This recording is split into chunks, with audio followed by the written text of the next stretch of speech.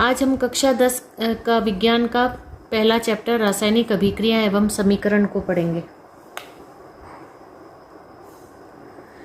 अपने दैनिक जीवन की निम्नलिखित परिस्थितियों पर ध्यान दीजिए। गर्मियों में कमरे के ताप पर दूध को खुला छोड़ दिया जाता है तो क्या होता है?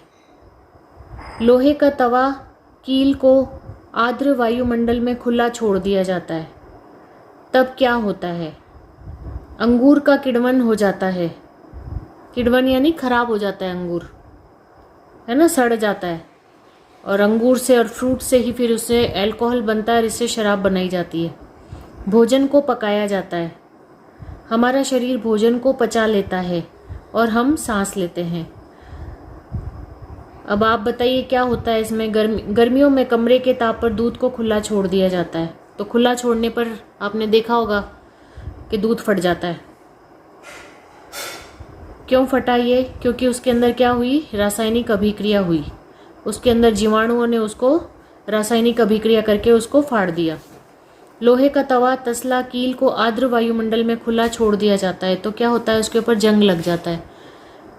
जंग लगता है, ये जंग लगना ये भी एक रासायनिक अभिक्रिया है। इसी वजह से आर्द्र वायु के कारण लोहे के ऊपर जंग लग जाता है। अंगूर का किण्वन हो जाता है, मतलब अंगूर भी जब अपन खुले में रखते हैं, फ्रिज में रखते हैं, तब तक तो ठीक रहता है, लेकिन जब अपन उसको गर्मी में खुला रख देते हैं तो वो ख़राब होने लग जाते हैं, मतलब उसके अंदर कोई रासायनिक अभिक्रिया होने लग जाती है। भोजन को पकाया जाता है।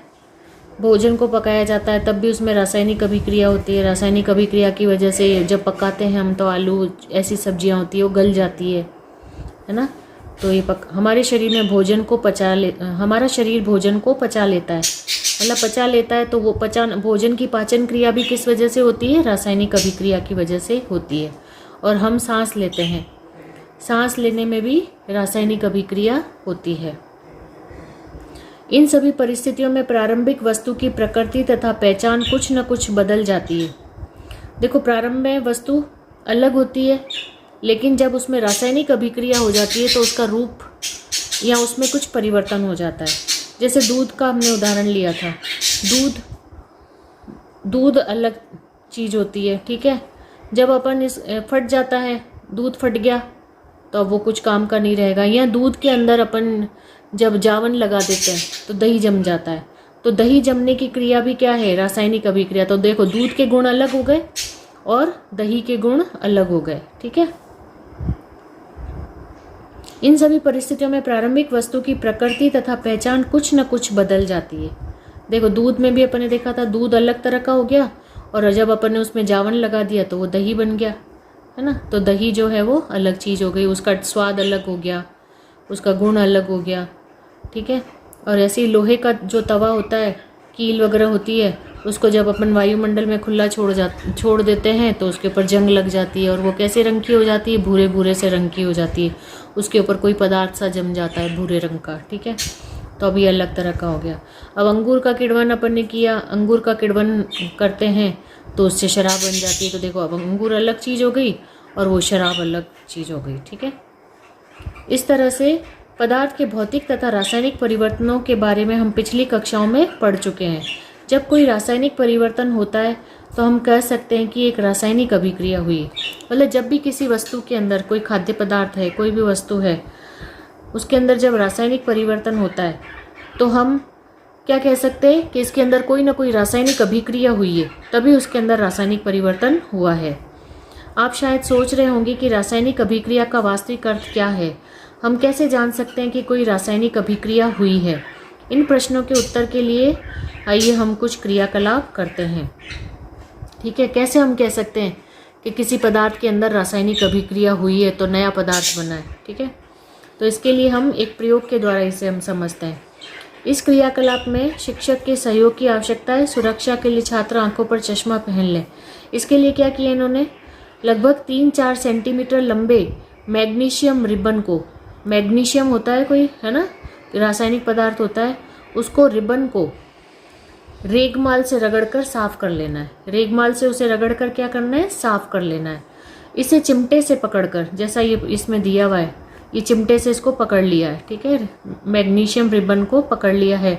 रेगमाल आप सैंड पेपर जिसे अपन कहते हैं, जानते होंगे आप लोग, उससे रगड़ के उसको साफ कर लो जिससे वो बिल्कुल साफ सुथरा हो जाए। ठीक है, इसे चिमटे से पकड़कर स्पिरिट लैंप या बर्नर से इसका दहन करिए, मतलब इसको जलाना है अपने को। इससे चिमटे से पकड़ लिया उसको हमने रिबन को, और फिर यहाँ पे हमने बर्नर ले लिया। ठीक है, बर्नर से अब इसे हम जलाएंगे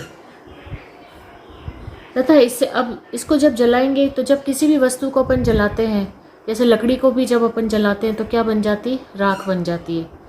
मतलब लकड़ी को भी जब अपन ने, लकड़ी कैसी होती है, ठोस होती है, और जब हमने उसको जला दिया, जलाने के बाद उसमें क्या हुआ, रासायनिक परिवर्तन हुआ, और रासायनिक परिवर्तन के बाद वो क्या बन गई, राख बन गई। ठीक है, तो लकड़ी का अलग गुण हो गया, अब राख अलग चीज हो गई, तो रासायनिक परिवर्तन से नया पदार्थ बन जाता है। इससे हमें क्या पता चल रहा है, जब भी किसी पदार्थ के अंदर रासायनिक परिवर्तन होता है तो रासायनिक परिवर्तन से एक नया पदार्थ बन जाता है।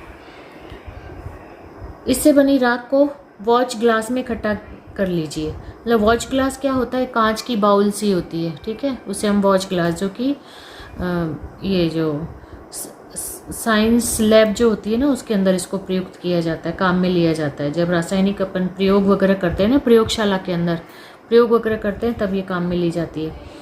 तो ये वॉच ग्लास होता है, इसके अंदर हम इसको इकट्ठा कर लेंगे, जैसा कि चित्र 1.1 में दिया गया। मैग्नीशियम रिबन का दहन करते समय इसे अपनी आंखों से यथासंभव दूर रखिए, क्योंकि जब भी हम प्रयोगशाला में कोई भी प्रयोग करते हैं, रासायनिक प्रयोग करके देखते हैं, तो हमें पूरी तरह से सावधानी बरतनी चाहिए, क्योंकि इससे हमें नुकसान हो सकता है। तो जब मैग्नीशियम रिबन को जब हमने जलाया, ठीक है, तो उसने किससे, मतलब ज्वलनशील क्रिया जो होती है वो किससे संपन्न होती है, ऑक्सीजन की उपस्थिति में होती है ना। तो ऑक्सीजन से जब मैग्नीशियम रिबन ने क्रिया की तो वो राख जो बनी ना, वो क्या होगी, मैग्नीशियम ऑक्साइड होगी वो।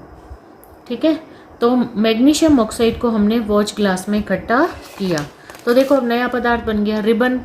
मैग्नीशियम का जो रिबन था वो ठोस था, वो अलग पदार्थ था। जब हमने इसे जला दिया, जब हमने उसमें उसका दहन किया, ठीक है, बर्नर की सहायता से उसको जब हमने जलाया तो उसकी राख मिली। अब राख जो थी वो एक नया पदार्थ हो गया। ठीक है, तो इसके अंदर क्या हुई है, रासायनिक अभिक्रिया हुई है। आपने देखा होगा कि चमकदार श्वेत लौ के साथ मैग्नीशियम रिबन का दहन होता है।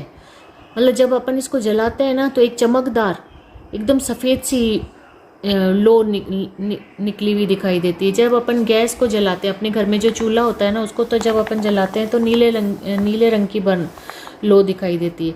लेकिन जब अपन मैग्नीशियम रिबन का जब दहन करते हैं ना, जब उसको अपन जलाते हैं ना, है ना, ऑक्सीजन की उपस्थिति में, तो चमकदार श्वेत लो दिखाई देती है। और ये श्वेत चूर्ण में जो ये लो श्वेत रंग की दिखाई देती है ना, वो किस में परिवर्तित हो जाती है, जो राख जो होती है वो कैसे रंग का होता है, श्वेत चूर्ण होता है। ठीक है, और ये किसका होता है, मैग्नीशियम ऑक्साइड का चूर्ण होता है, क्योंकि मैग्नीशियम ने किससे क्रिया की थी, ऑक्सीजन से क्रिया की थी, तो उससे क्या बन गया, मैग्नीशियम ऑक्साइड। ठीक है, तो इसकी अभिक्रिया को भी हम जैसे समझ सकते